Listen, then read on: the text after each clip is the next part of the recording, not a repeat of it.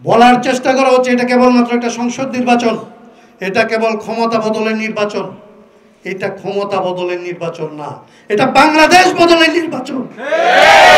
যখন আপনি মনে রাখবেন এই নির্বাচন বাংলাদেশ বদলের নির্বাচন, তখন আপনি দেখবেন ৭০ সালে কে আসলে প্রার্থী হয়েছিল, নৌকা মার্কায় কারা দাঁড়াইছিল, কোন প্রার্থীকে জনগণ চিনে নাই, জনগণ একটা রাজনীতিকে ভোট দিয়েছে। এইবারও এখনো যদি আসলে বাংলাদেশের এই তরুণ ছেলেরা ঠিক মতো দাঁড়াতে পারে এবং তারা যদি আসলে এই বাংলাদেশকে পরিবর্তনের জন্য এই নির্বাচনকে বাংলাদেশ পরিবর্তনের নির্বাচনে রূপান্তরিত করতে পারে, তাহলে কারা দাঁড়াবে, কার কি ভোট আছে, কার কি টাকা আছে, এগুলো কিচ্ছু বিবেচনা হবে না। বাংলাদেশ জিতবে, বাংলাদেশের পরিবর্তন জিতবে, বাংলাদেশের রাজনীতি জিতবে এবং এর ভেতর দিয়েই বাংলাদেশকে পরিবর্তনের জন্য আমাদের মানুষ, আমাদের ছেলেরা যে জীবন দিয়েছে সেটার শোধ, সেই প্রতিশোধ আমরা নেব বাংলাদেশে। এই আগামী রাজনীতিকে, আগামী নির্বাচনকে রাজনৈতিক নির্বাচনে পরিণত করবেন, বাংলাদেশ পরিবর্তনের নির্বাচনে পরিবর্তন করবেন এবং যারা যারা নেতৃত্বে ছিল তার সকলকে আমরা নেতৃত্বের প্রতিষ্ঠা করব। দুই তিনটা পয়েন্ট আমি দুই তিনটা কথা বলে আমার কথাটা শেষ করতে চাইব।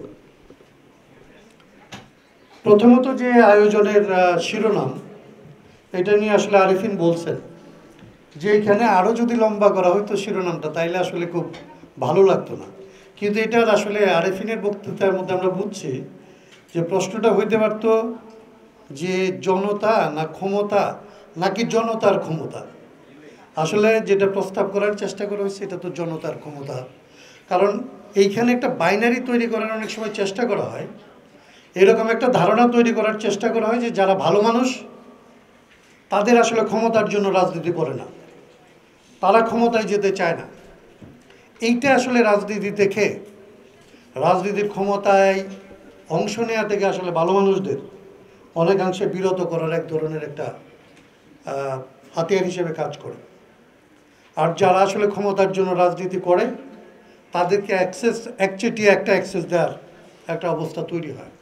অতএব আমাদের প্রশ্নটাকে এইভাবে বোঝা দরকার যে রাজনৈতিক ক্ষমতাটা লাগবে এবং জনগণের রাজনীতি যারা করে তাদের জনগণের জন্যই ক্ষমতাটা লাগবে। ক্ষমতাকে আর জনতাকে আলাদা করে দেখার আসলে কোনো জায়গা নেই। সেই জন্য যেইভাবে আসলে প্রস্তাবটা এইখানে উত্থাপন করা হয়েছে এটার মধ্যে অসম্পূর্ণতা আছে। আরিফিনের বক্তৃতার মধ্যে আমরা বুঝছি যে আসলে তাদের আকাঙ্ক্ষাটা ঠিক আছে। এইটা থেকে পরের যে কথাটা আমি আসতে চাই, যদি জনতার ক্ষমতার ব্যাপারটা আমরা বলি, তাহলে আমার আগে যারা বক্তৃতা করেছেন তাদের জায়গায় তাতে আমি আর নতুন করে রিপিট করতে চাই না। আমাদের প্রত্যেকের বেলায় এটা হচ্ছে খুবই দগদগে 24-এর অভিজ্ঞতা এবং আজকে পর্যন্ত আমাদের মধ্যে এইটা নিয়ে নতুন করে আলাপ করার কিছু নাই। কিন্তু আমি মনে করি যে আমি উকালতি করি পেশায়। আমরা যখন আসলে অনেক দিন পরে সাক্ষী নেই না, সাক্ষীদের বেলায় একটা টার্ম ইউজ করি আমরা, রিফ্রেশিং মেমোরি। আমরা জিজ্ঞেস করি যে আপনার এত তারিখে তো আপনি আসলে মামলাটা হয়েছিল তাই না, এত তারিখে তো আপনি আসলে এরকম আপনাদের সাথে আমি নির্বাচন নিয়ে একটু আপনাদের প্রত্যেকের জানা, কিন্তু কয়েকটা জিনিস আবার একটু রিফ্রেশ করি। বাংলাদেশে এখন যে নির্বাচনটা হইতে যাচ্ছে এই নির্বাচনটা কিন্তু সাধারণ কোনো নির্বাচন না। সাধারণ নির্বাচন বলতে আমরা বুঝি যে 5 বছর পর পর একটা নির্বাচন হয়, বিভিন্ন রাজনৈতিক দল মানুষের সামনে আসে, এসে বলে আমাদের যদি ভোট দেন আমরা এটা করে দেব, আরেক দল বলে আমাদের ভোট দিলে আমরা ওইটা করে দেব। এবং এই যে পাওয়ার ট্রান্সফারের ইলেকশন হয় এটাকে আমরা জাতীয় সংসদ নির্বাচন বলি। এই রকমের নির্বাচন বিশেষজ্ঞ এখানে আছেন, তার আলাপ করলেই ভালো হতো, কিন্তু আমি তার জায়গায় একটু অ্যাক্সেস দিই। এই রকমের নির্বাচন আমরা 53 বছর ধরে দেখেছি। 70 সালের চেয়ে আলাদা একটা নির্বাচন হয়েছিল। সেই নির্বাচনটা ছিল একটা সংবিধান করবে এবং একটা সরকার গঠন করবে। 70 সালের কাগজগুলি আপনারা যদি আসলে আমাদের দেখেন, স্বাধীনতার যে ঘোষণাপত্র কিংবা 7ই মার্চের ভাষণ যেগুলি খুব রিপিটেড হয়, এগুলি যদি আপনারা দেখেন দেখবেন 7ই মার্চের বক্তৃতায় শেখ মুজিবুর রহমান বলছেন যে কি অন্যায় করেছিলাম আমরা এবং আওয়ামী লীগকে জনগণ ভোট দিয়েছিল, আমরা পার্লামেন্টে বসবো, এই দেশের জন্য শাসনতন্ত্র তৈরি করব। তার মানে ওই নির্বাচনের একটা টার্গেট ছিল, একটা সংবিধান, একটা শাসনতন্ত্র। আজকে যেটাকে আমরা সংবিধান বলি, পাকিস্তান আমলে এটাকে শাসনতন্ত্র বলা হতো। তার মানে 70 সালের নির্বাচনের দুইটা ব্যাপার ছিল। একই সাথে সে একটা কনস্টিটিউয়েন্ট অ্যাসেম্বলি, যে একটা সংবিধান বানাবে, এরকম একটা জায়গা ছিল তার। আরেকটা জায়গা ছিল সে একটা সরকার গঠন করবে। তারপরের ঘটনা আপনারা জানেন, আমি ওইটা নিয়ে আলাপ করছি না। এরকম নির্বাচন আমাদের 46 হয়েছিল, কেবলমাত্র ক্ষমতায় যাওয়ার জন্য না। পাকিস্তান হবে, ভারত হবে, পাকিস্তানের জন্য আলাদা সংবিধান হবে, এরকমের একটা বিষয় আসলে ফয়সালা হয়েছিল। 24 আমরা এক ধরনের রাজনৈতিক পরিবর্তনের জন্য আসলে সামরিক শাসন থাকবে বাংলাদেশে, সামরিক বাহিনী শাসন করবে, নাকি আসলে রাজনৈতিক দলের রাজনৈতিক ব্যক্তিত্বরা আসলে শাসন করবে, শাসন ব্যবস্থা কীরকম হবে, এটার জন্য এক ধরনের একটা রূপরেখার প্রয়োজন হয়েছিল 90-এর আন্দোলনে। 24-এ আজকে যে নির্বাচন হতে যাচ্ছে, এই নির্বাচন এরকম একটা নির্বাচন, যে নির্বাচনে বলা হচ্ছে যে একটা সরকার গঠন এবং সংবিধানের যে সমস্ত পরিবর্তনের জন্যে এই ঐকমত্য কমিশন অনেক দূর ধরে কাজ করে যে বিষয়গুলিতে একমত হয়েছে, এগুলিকে আসলে সংবিধানে অন্তর্ভুক্ত করার ক্ষমতা যারা নির্বাচিত হয়ে আসবে তাদের ডুয়াল পাওয়ার থাকবে। তার একটা সরকার গঠনের ক্ষমতা, আরেকটা হচ্ছে আসলে কনস্টিটিউশন চেঞ্জ করার ক্ষমতা, সংবিধান সংস্কার করার ক্ষমতা, এই দুইটা জিনিস থাকবে। এই কথাটা আমি কেন বলছি, এইরকম ঘটনা যখন আসলে বাংলাদেশে ঘটছে, প্রত্যেকবার দুইটা ঘটনা ঘটছে, যে সাধারণ নির্বাচন হলে টাকা পয়সার খেলা হয়, মাসলের খেলা হয়, কার কত শক্তি আছে, কার কত টাকা আছে, তারা নির্বাচিত হয়। কিন্তু যে নির্বাচনগুলির কথা বললাম, 46 বলেন, 54 বলেন, 70 বলেন, 90 বলেন, কখনো এই ধরনের টাকা দিয়ে নির্বাচন হয় না। নির্বাচন হয়েছে এই রাজনৈতিক আন্দোলনগুলিতে যারা নেতৃত্ব দিছে, এই রাজনৈতিক পরিবর্তনের জন্য যারা আসলে দাঁড়াইছে, তারা আসলে তাদেরকে জনগণ নেতৃত্বে নিয়ে আসে, তারা নির্বাচিত হয়েছে। বাংলাদেশের এইবারের নির্বাচন একটা ব্যতিক্রম অবস্থা দাঁড়াইছে। বাংলাদেশে এইবার যারা নেতৃত্ব দিছে, এই আন্দোলনে যাদেরকে আমরা নেতা মনে করছি, মিডিয়া যাদেরকে নেতা মনে করছে, যাদেরকে আসলে এই সরকার নেতা হিসেবে পরিচিত করেছে, তারা খুব অল্প সময়ের মধ্যে নেতৃত্বের জায়গাটার মধ্যে যে ধরনের মরাল অবস্থান লাগে, জনগণের পক্ষে থাকার জন্য যেই ধরনের গেস্টার পশ্চার লাগে, জনগণ যেইভাবে থাকলে তাকে আপনার নেতা মনে করে। প্রথম দিকে কে যেন কথাটা তুলছিল যে বিপ্লব আর বিলাসের মধ্যে যে পার্থক্য থাকে, এইটাকে আসলে স্পষ্ট করা না গেলে বিপ্লবকে যখন কেউ বিলাসে রূপান্তরিত করে, জনগণ তাকে পরিত্যাগ করতে বাধ্য হয়। এবং জনগণ যখন পরিত্যাগ করে, এই যে রাজনৈতিক পরিবর্তনের যে নির্বাচন হওয়ার কথা, সেই নির্বাচন দ্বিধান্বিত একটা অবস্থার মধ্যে এসে দাঁড়ায়। বাংলাদেশ একটা রাজনৈতিক সংকটে দাঁড়াইছে। এর আগে যত নির্বাচন হয়েছে, সেই সমস্ত নির্বাচনে কারা নেতৃত্ব দেবে এবং কারা পাশ করবে, পাশ করে তারা কি কাজ করবে, এটা নিয়ে কোনো সন্দেহ ছিল না। এই প্রথম বাংলাদেশ একটা রক্তাক্ত বিজয়ের পরে, 70-এর পরে সবচাইতে বড় রক্তপাতের পরে এইবারের যে নির্বাচন হইতে যাইতেছে, এই নির্বাচনটা রাজনৈতিক নির্বাচন হবে কিনা, নাকি আসলে ক্ষমতা বদলের নির্বাচন হবে, এই আশঙ্কা থেকে আসলে এই ধরনের একটা শিরোনাম এসছে। এই শিরোনাম বলে বাংলাদেশের রাজনৈতিক এক ধরনের একটা দ্বিধান্বিত পরিস্থিতি তৈরি হয়েছে।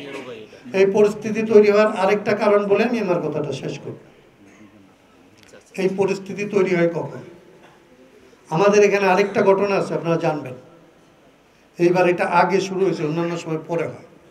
আমাদের এখানকার মানুষের অনেক লড়াই করার অভিজ্ঞতা আছে। আমাদের এখানকার মানুষের লড়াই করে করে জিতবার অভিজ্ঞতা আছে। কিন্তু লড়াই করে জিতার পরে এই বিজয়ের ফল তার হাত থেকে যখন আসলে ব্যাহত হয়, সেটাকে সে কিভাবে রক্ষা করবে, সেই পথের কথা সে ভাবে না। এবং বারবার বিজয় হচ্ছে, বারবার বিজয় ব্যাহত হয়েছে। এইবার আমরা বলছিলাম যাতে আসলে বিজয় ব্যাহত না হয়, আমরা আমাদের জায়গা থেকে প্রথম থেকে কোনো এক দফার লড়াই করতে চাই না। এক দফার লড়াইকে আমরা 2 দফায়, মানে সরকার এবং শাসন ব্যবস্থা পরিবর্তনের লড়াইয়ে রূপান্তরিত করার চেষ্টা করছিলাম। সেটার কিছুটা ফল এখন পর্যন্ত আছে। আপনি দেখবেন 68-র সাথে এটার একটা মিল আছে। 68-তে লড়াই শুরু হয়েছিল, 69-এ অভ্যুত্থান হয়েছে, 70-এ নির্বাচন হয়েছে, এটার সমাধান হইতে 71-এর আসলে যুদ্ধ লাগছে। অভ্যুত্থান কে যেন বলছিল শেষ হয়ে যায় নাই, অভ্যুত্থান শেষ হয় না। অভ্যুত্থান যে কারণে হয়, সে কারণ যতক্ষণ পর্যন্ত শেষ না হয়, ততক্ষণ আসলে লড়াই শেষ হয় না। অতএব এই অভ্যুত্থান শেষ হয় না।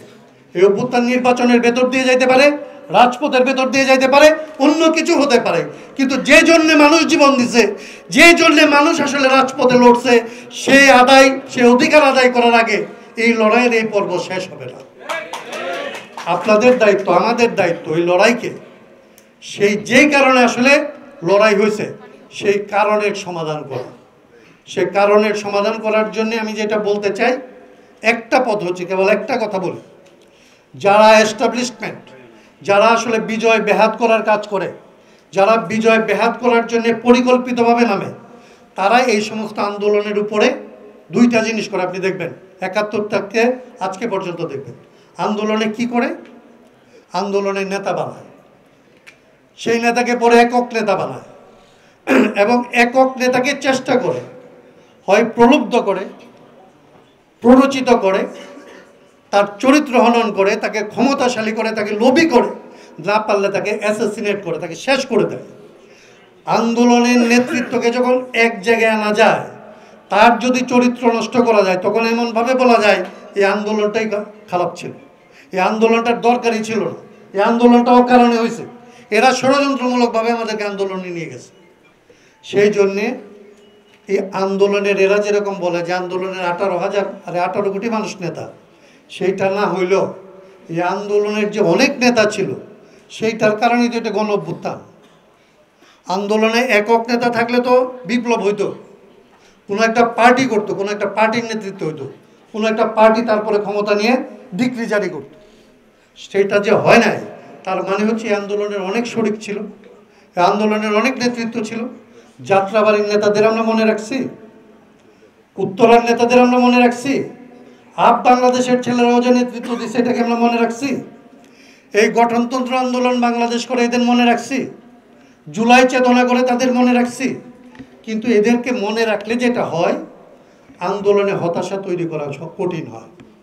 আমাদের এই সমস্ত আসলে যারা যারা নেতৃত্বে ছিলেন, এই আন্দোলনে যে কেবলমাত্র একজন নেতা না, কেবলমাত্র 3 জন নেতা না, কেবলমাত্র 10 জন নেতার চরিত্র নষ্ট হইলে এই আন্দোলন যে শেষ হয় না, এইটা লক্ষ্য রাখার জন্যই বাংলাদেশ এবং এই সমস্ত লোকদের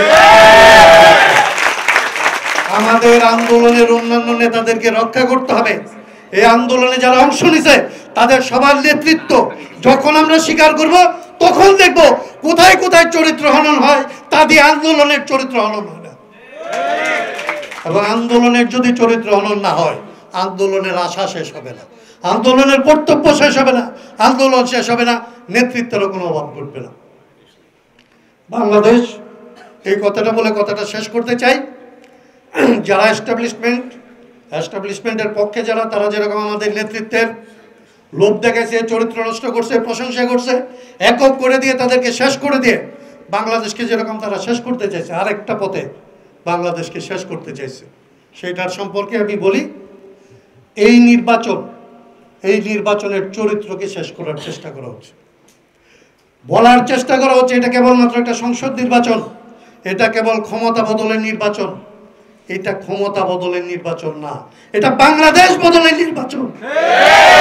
যখন আপনি মনে রাখবেন এই নির্বাচন বাংলাদেশ বদলের নির্বাচন, তখন আপনি দেখবেন 70 সালে কে আসলে প্রার্থী হয়েছিল, নৌকামার গায়িকারা দাঁড়াইছিল, কোন প্রার্থীকে জনগণ চিনে নাই, জনগণ একটা রাজনীতিকে ভোট দিয়েছে। এইবারও এখনো যদি আসলে বাংলাদেশের এই তরুণ ছেলেরা ঠিক মতো দাঁড়াতে পারে, এবং তারা যদি আসলে এই বাংলাদেশকে পরিবর্তনের জন্য এই নির্বাচনকে বাংলাদেশ পরিবর্তনের নির্বাচনে রূপান্তরিত করতে পারে, তাহলে কারা দাঁড়াবে, কার কি ভোট আছে, কার কি টাকা আছে, এগুলো কিচ্ছু বিবেচনা হবে না। বাংলাদেশ জিতবে, বাংলাদেশের পরিবর্তন জিতবে, বাংলাদেশের রাজনীতি জিতবে, এবং এর ভেতর দিয়েই বাংলাদেশকে পরিবর্তনের জন্য আমাদের মানুষ, আমাদের ছেলেরা যে জীবন দিয়েছে সেটার শোধ, সেই প্রতিশোধ আমরা নেব বাংলাদেশে। এই আশাবাদ ব্যক্ত করে এই আগামী রাজনীতিকে, আগামী নির্বাচনকে রাজনৈতিক নির্বাচনে পরিণত করবেন, বাংলাদেশ পরিবর্তনের নির্বাচনে পরিবর্তন করবেন, এবং যারা যারা নেতৃত্বে ছিল তার সকলকে আমরা নেতৃত্বের প্রতিষ্ঠা করব, ইনক্লুসিভ বাংলাদেশ করব, এই আশাবাদ ব্যক্ত করে আজকে যারা আয়োজন করেছেন এবং এইখানে যারা উপস্থিত হয়েছেন তাদের সবার প্রতি সংগ্রামী অভিবাদন জানিয়ে আমি আমার কথা শেষ করছি।